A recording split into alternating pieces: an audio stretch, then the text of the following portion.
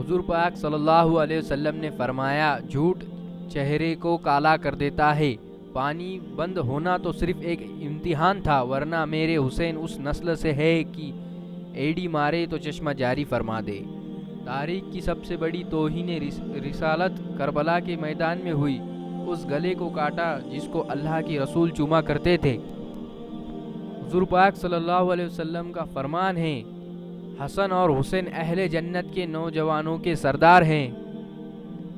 حضور پاک صلی اللہ علیہ وسلم کا ارشاد ہے، رات کا کھانا نہ چھوڑو، چاہے ایک مٹھی کھجور ہی کیوں نہ ہو، کیونکہ رات کا چھوڑنا آدمی کو ضعیف کر دیتا ہے۔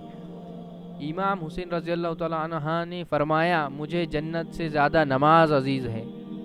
تین چیزیں انسان کو تباہ کر دیتی ہے، ہرس، حسد اور غم۔